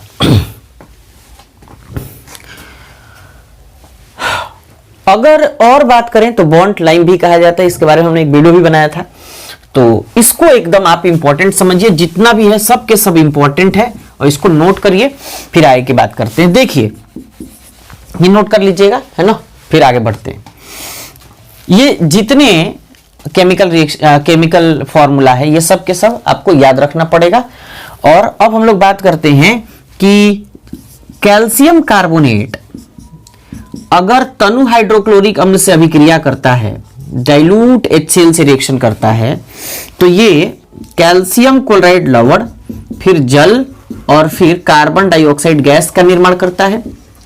आग को जला करके और कार्बन डाइऑक्साइड को उस आग के पास जब लेके जाया जाता है तो काफी आसानी से एक छोटे से कैंडल, मान लीजिए उसी में कैंडल में ही आग लगा देते हैं, तो कैंडल को ही जला देते हैं। कैंडल के पास जैसे ही ये रिएक्शन कराते हैं तो रिएक्शन कराने के बाद CO2 प्राप्त होता है ना। और ये एक्सपेरिमेंट NCERT में मौजूद है CO2 प्राप्त करने के लिए। इस रिएक्शन का इस्तेमाल किया जा सकता है। तो ये कैल्शियम कार्बोनेट और तनु हाइड्रोक्लोरिक अम्ल की अभिक्रिया कराने पर कैल्शियम क्लोराइड लवण, जल और CO2 प्राप्त होता है। ये CO2 बनाने की एक अच्छी विधि है। क्या है? एक अच्छी विधि है। इस माध्यम से हम काफी आसानी से, इस रिएक्शन के माध्यम से काफी आसानी से कार्बन डाइऑक्साइड का निर्माण कर सकते हैं। क्लियर हुई बात? अब देखिए, अब बात आती है कि अम्ल एवं क्षारक आपस में अभिक्रिया करके क्या बनाते हैं। तो देखिए, अम्ल और क्षारक के बीच अभिक्रिया, हेडिंग दीजिएगा, अम्ल और क्षारक के बीच अभिक्रिया, reaction between acid and base. तो ध्यान से सुनिए, अम्ल और क्षारक आपस में अभिक्रिया करके लवण और जल का निर्माण करते हैं। लवण और जल का निर्माण करते हैं। कैसे जी? देखिए, मान के चलिए हमने क्या किया, हमने लिया तनु हाइड्रोक्लोरिक अम्ल और उसके बाद कास्टिक सोडा अर्थात NaOH यानी सोडियम हाइड्रोक्साइड, दोनों को एक सॉल्यूशन को, जलीय विलयन को लिया हमने, और जैसे ही दोनों को मिक्स किया तो मिक्स करने के बाद हमको सोडियम क्लोराइड लवण और उसके बाद जल की प्राप्ति हुई। मतलब जब अम्ल और क्षारक आपस में अभिक्रिया करते हैं तो लवण और जल का निर्माण होता है। और इस अभिक्रिया को क्या कहा जाता है? उदासीनीकरण अभिक्रिया। क्या कहा जाता है? उदासीनीकरण अभिक्रिया। हिंदी में उदासीनीकरण, जबकि अंग्रेजी में न्यूट्रलाइजेशन रिएक्शन कहा जाता है। क्या कहा जाता है? न्यूट्रलाइजेशन रिएक्शन कहा जाता है। इसमें सवाल आपसे पूछा जाता है कई बार कि सोडियम क्लोराइड का रासायनिक सूत्र क्या होता है, तो NaCl, या नमक का रासायनिक सूत्र क्या होता है, तो NaCl। आपसे यह भी कई बार आपसे सवाल पूछा गया है कि साधारण लवण का रासायनिक सूत्र क्या होता है, तो NaCl होता है। क्या होता है? NaCl होता है।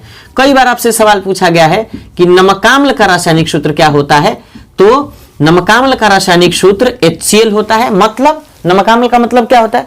नमकाम्ल का मतलब होता है नमक बनाने वाला अम्ल।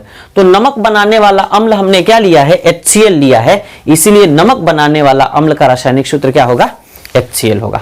अब देखिए, इसी तरीके से अगर आपसे गंधकाम्ल बनाने के बारे में पूछ दे, मतलब गंधकाम्ल का रासायनिक सूत्र क्या होता है, तो H2SO4। मतलब सल्फर बनाने के लिए या सल्फर का अम्ल बनाने के लिए मतलब सल्फर के अम्ल का रासायनिक सूत्र क्या होता है, तो उसको सल्फ्यूरिक अम्ल कहते हैं, H2SO4 कहते हैं। ये सवाल भी आपसे पूछा गया है। अच्छा, NaOH का रासायनिक सूत्र, सोडियम हाइड्रोक्साइड का रासायनिक सूत्र क्या होता है, तो NaOH। उसी को और क्या कहा जाता है जी? कास्टिक सोडा कहा जाता है। कास्टिक सोडा कहा जाता है। तो कास्टिक सोडा का रासायनिक सूत्र क्या होता है जी? NaOH। इसी तरीके से आपसे यह भी पूछा गया है कि कास्टिक पोटास का रासायनिक सूत्र क्या होता है। कास्टिक पोटास का कई बार आपसे सवाल पूछा गया है, कास्टिक पोटास का रासायनिक सूत्र क्या होता है, तो NaOH होता है। क्लियर हो गई बात? तो इसी नमक को और हम लोग, है ना, तो इसी नमक को हम लोग साधारण लवण या टेबल सॉल्ट भी कहते हैं, है ना। इसी को टेबल साल्ट भी कहते हैं और ये NaCl होता है। क्लियर हो गई बात? तो चलिए आप इसको नोट करिए और फिर आगे की बात करते हैं।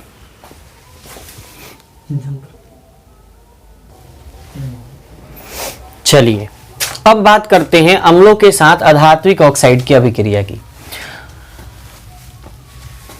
देखिए धात्विक ऑक्साइड की अभिक्रिया की, अम्ल के साथ अभिक्रिया हम चेक करेंगे। तो अगर कोई भी धात्विक ऑक्साइड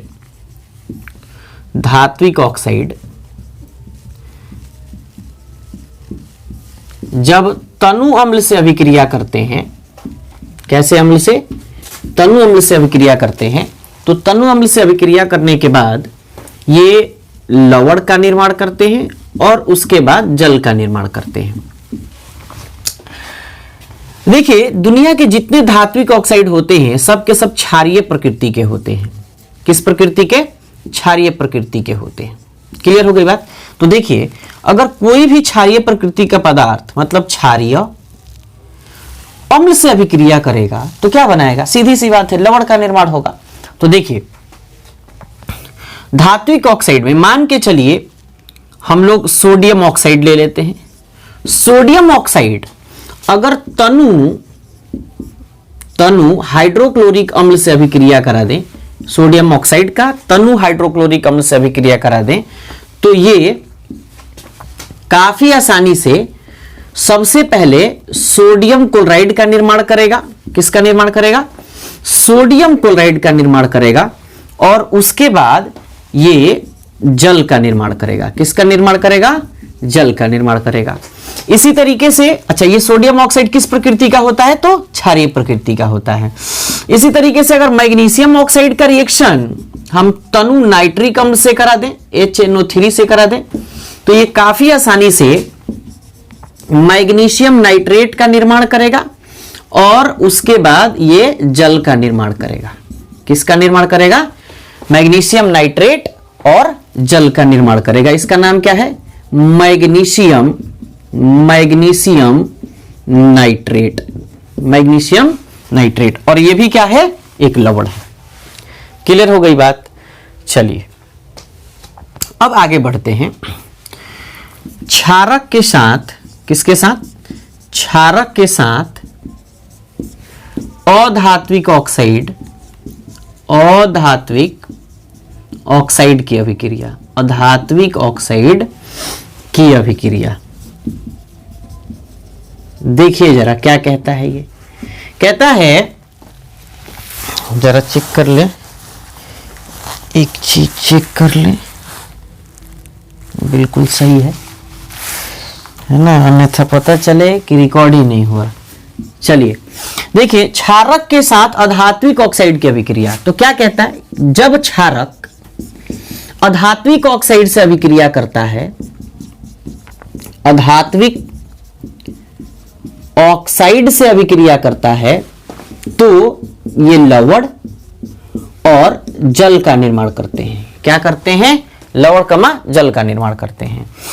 क्षारक और अधात्विक ऑक्साइड बना क्या, लवण और जल। अधात्विक ऑक्साइड किस प्रकृति के होते हैं भाई, अधात्विक ऑक्साइड जो होते हैं ये अम्लीय प्रकृति के होते हैं। किस प्रकृति के, अम्लीय प्रकृति के। इसीलिए ये अम्लीय प्रकृति का अधात्विक ऑक्साइड क्षारक से अभिक्रिया करता है तो लवण और जल बनता है। क्यों, क्योंकि अम्ल और क्षारक आपस में अभिक्रिया करके क्या बनाते हैं, लवण और जल का ही निर्माण करते हैं।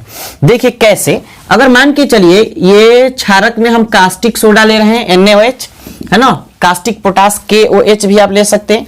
अधात्विक ऑक्साइड में जैसे मान के चलिए कार्बन डाइऑक्साइड से हमने रिएक्शन कराया, जैसे रिएक्शन कराते हैं तो ये सोडियम कार्बोनेट बनता है। क्या बनता है, सोडियम कार्बोनेट बनता है, और उसके बाद कुछ मात्रा में जल का भी निर्माण होता है। इसी तरीके से अगर कैल्शियम हाइड्रोक्साइड, याद होगा आपको चूना जल का रिएक्शन, कार्बन डाइऑक्साइड अधात्विक ऑक्साइड से रिएक्शन कराते हैं जो अम्लीय प्रकृति का होता है, तो कैल्शियम कार्बोनेट और जल का निर्माण होता है।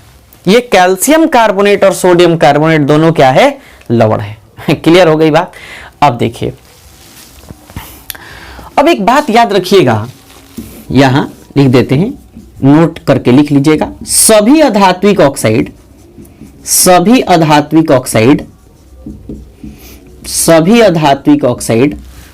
अम्लीय नहीं होते हैं, अम्लीय प्रकृति के नहीं होते हैं।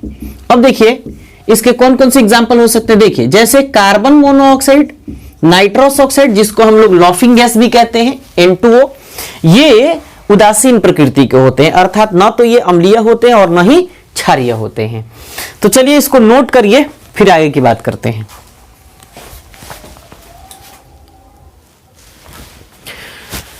तो देखिए अब आपसे सवाल है, और सवाल पूछा भी गया है कई बार आपसे, कि अम्ल का जलीय विलयन विद्युत का चालन क्यों करता है, या क्षारक का जलीय विलयन विद्युत का चालन क्यों करता है। तो देखिए इस दुनिया के जितने अम्ल होते हैं वे सब के सब H+ आयन डोनेट करते हैं, हाइड्रोजन आयन डोनेट करते हैं। तो जैसे मान के चलिए हमने H2SO4 लिया है, तो H2SO4 का जलीय विलयन मतलब H2O इसमें ऐड होगा। तो जलीय विलयन से जैसे ही हम लोग विद्युत धारा प्रवाहित करते हैं तो विद्युत धारा प्रवाहित करने के बाद ये H प्लस और फिर SO4 के रूप में टूटता है। ठीक है, तो ये क्या दिया, ये दिया हाइड्रोजन आयन। कौन सा ion? Hydrogen ion. Hydrogen ion जिसको धनायन भी कह सकते हैं। तो ये हाइड्रोजन आयन डोनेट किया। तो अम्ल क्या डोनेट किया? Hydrogen ion.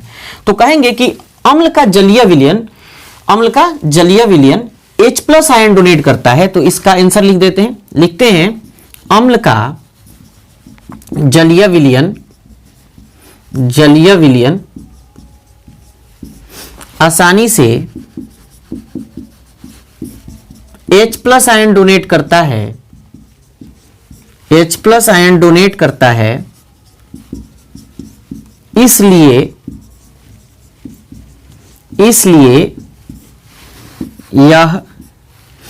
यह अर्थात क्या? अम्ल का जलीय विलयन। इसलिए अम्ल का जलीय विलयन या इसलिए यह विद्युत का चालन करता है, विद्युत का चालन करता है। मतलब इलेक्ट्रिसिटी एक जगह से दूसरी जगह जाती है। किसके कारण जी? H प्लस आयन के कारण। किसके कारण? H प्लस आयन के कारण। अब देखिए, अब सवाल यह है कि भाई क्षारक का जलीय विलयन क्यों? तो यहां हमने सल्फ्यूरिक अम्ल का इलेक्ट्रोलाइसिस किया, विद्युत धारा इसमें प्रवाहित किया तो H प्लस दिया। अब ये क्या देगा भाई? कोई भी क्षारक एक ले लो, जैसे पोटेशियम हाइड्रोक्साइड का एक्वस सॉल्यूशन ले लेते हैं, और अगर इससे भी विद्युत धारा हम लोग प्रवाहित कराएंगे, ये काफी आसानी से K प्लस और OH माइनस के रूप में टूटेगा। जैसे ये OH माइनस के रूप में टूटेगा तो ये OH माइनस मतलब हाइड्रोक्सी आयन, कौन सा आयन? हाइड्रोक्सी आयन डोनेट करने के कारण इसमें भी विद्युत धारा प्रवाहित होनी शुरू, मतलब कि ये विद्युत धारा प्रवाहित करना शुरू कर देता है। तो कह सकते हैं हम आंसर में क्या कह सकते हैं कि क्षारक, यहां क्या लिखे हैं?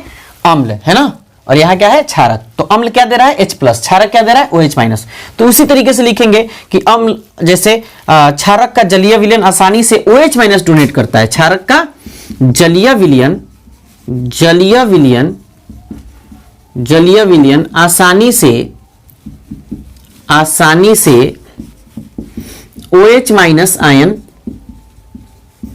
डोनेट करता है, डोनेट करता है, इसलिए यह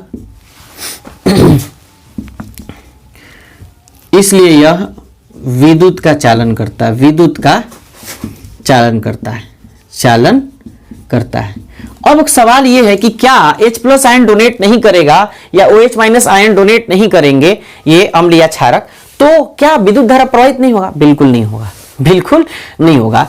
विद्युत धारा प्रवाहित होने के लिए H प्लस आयन का या OH माइनस आयन का एक जगह से दूसरी जगह चलना काफी आसान, मतलब कि काफी जरूरी है, काफी जरूरी है। अब यहां नोट लिखिएगा, यहां अब क्या करिएगा आप? एक नोट लिखिए। क्या नोट लिखिए? देखिए, ग्लूकोज, ग्लूकोज कमा यूरिया, ग्लूकोज कमा यूरिया, है ना। एक और बात कि अल्कोहल, ये भी है ना, हालांकि उच्च क्लास में जाएंगे आप तो आपको देखने को मिलेगा कि alcohol H plus ion donate करता है, लेकिन 10th में आपको यहां पढ़ना है एक्सपेरिमेंटल थ्योरी के अनुसार कि ग्लूकोज, यूरिया और अल्कोहल जल में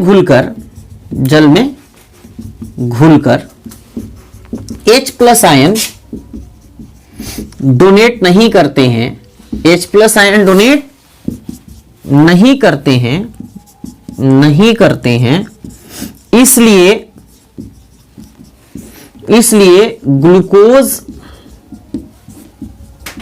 ग्लूकोज या यूरिया या अल्कोहल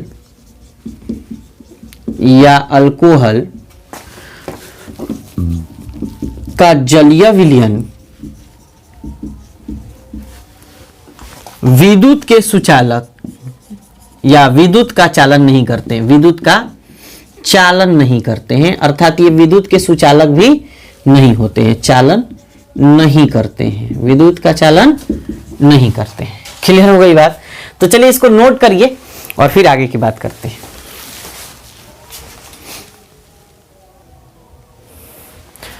अब देखिए आपको पढ़ना है डाइल्यूशन यानी तनुकरण। तनुकरण का मतलब होता है तनी ऐसा करना, मतलब कम करना। क्या करना? कम करना। किसकी मात्रा को कम करना? मतलब अम्ल या क्षारक की मात्रा को कम करना।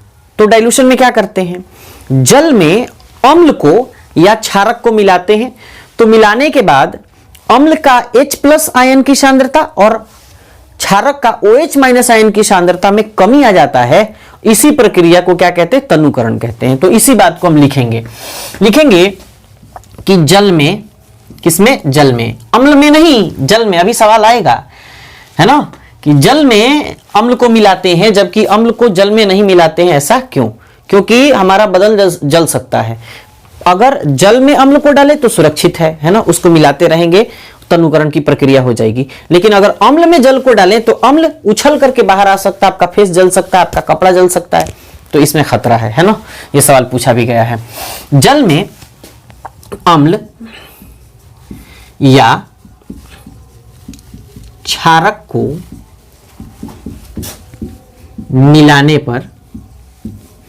मिलाने पर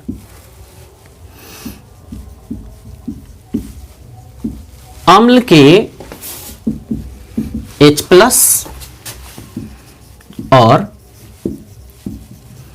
क्षारक के OH- आयन की सांद्रता में कमी आ जाती है। इस प्रक्रिया को तनुकरण कहा जाता है। क्या कहा जाता है? तनुकरण कहा जाता है। तनुकरण कहा जाता है। जैसे अगर ये अम्ल है और इसमें आप मान के चलो क्षारक मिला रहे हो, है ना, कोई सांद्र अम्ल है उसमें क्षारक नहीं, जल मिला रहे हो, है ना, तो क्या कर रहे हो आप? H+ आयन की सांद्रता में कमी कर रहे हो। H+ आयन की सांद्रता में कमी कर रहे हैं। क्यों? क्योंकि अम्ल में क्या होता है? अम्ल में H+ आयन होता है और जल की मात्रा मिलाइएगा, इसकी मात्रा में कमी आएगी। जैसी कमी आएगी तो वही बात हम लिखे हैं, H+ आयन की सांद्रता में कमी। अगर मान के चलो आप क्षारक में अम्ल मिला रहे हो, है ना, क्षारक में, अम्ल बार बार आ रहा है, तो क्षारक में जल मिला रहे हो, तो क्षारक में क्या होता है? OH- आयन की सांद्रता होती है। तो अगर क्षारक में जल मिलाएंगे तो OH- आयन की सांद्रता में क्या करेंगे? आप कमी कर देंगे। इसी प्रक्रिया को तनुकरण कहते हैं। और जो अम्ल में जल मिलाने के बाद, मतलब जल में अम्ल मिलाने के बाद या जल में क्षारक मिलाने के बाद जो अम्ल या क्षारक बनते हैं, वैसे अम्ल को हम लोग तनु अम्ल कहते हैं और वैसे क्षारक को हम लोग तनु क्षारक कहते हैं। क्या कहते हैं? तनु क्षारक कहते हैं। क्लियर हो गई बात? चलिए, अब सवाल पूछा जाता है कि जल में अम्ल को मिलाया जाता है ना कि अम्ल में जल को, ऐसा क्यों? तो अभी हमने आपको जवाब दिया भी कि जब जल में अम्ल को मिलाते हैं और उस विलयन को थोड़ा थोड़ा ऐसे घुमाते रहते हैं, चलाते रहते हैं, तो उसकी सांद्रता ये एक उष्माक्षेपी अभिक्रिया है और ये काफी धीरे धीरे उसकी मात्रा कम हो जाती है और हमारी बॉडी जलने से बच जाती है। लेकिन जैसे ही अम्ल में जल को डालते हैं तो अम्ल के कण उछल करके हमारे शरीर पर आ जाते हैं, जिससे हमारे कपड़े, हमारे बदन जल जाते हैं और ये एक उष्माक्षेपी अभिक्रिया है, तो इसमें और ज्यादा खतरा बना रहता है। दूसरी बात ये होती है कि ये एक उष्माक्षेपी अभिक्रिया है, तो सबसे महत्वपूर्ण बात होती है कि फेस का जलना। फेस अगर जल गया अम्ल से तो बताओ भाई, जैसे एसिड अटैक आपने सुना होगा। एसिड अटैक में क्या होता है? केवल फेस पे या बदन पे लोग एसिड फेंक देते हैं। तो ऐसा नहीं करना चाहिए, कतई बिल्कुल नहीं करना चाहिए। क्यों? क्योंकि फेस इससे जल जाता है, इंसान का चेहरा बिल्कुल खराब हो जाता है। तो इसलिए ऐसा बिल्कुल नहीं करना चाहिए। हाथ से तो बिल्कुल नहीं छूना चाहिए अम्ल को। क्यों? क्योंकि सांद्र अम्ल को, वो भी सांद्र अम्ल। क्यों? क्योंकि जला देगा, हाथ को क्या करेगा? जला देगा। तो चलिए इसको नोट करिए और आगे देखते हैं, है ना। लेकिन इस वीडियो में इतना ही रहने देते हैं और मिलते हैं नेक्स्ट वीडियो में। अगले वीडियो में पहले इसका स्क्रीनशॉट ले लीजिए, है ना, और फिर आप बताइए कि आपको ये वीडियो कैसा लगा, कमेंट करके जरूर बताइए। मिलते हैं नेक्स्ट वीडियो में। टिल देन स्वस्थ रहिए, मस्त रहिए और प्रैक्टिस करते रहिए। मिलते हैं नेक्स्ट वीडियो में। बहुत बहुत शुक्रिया वीडियो देखने के लिए।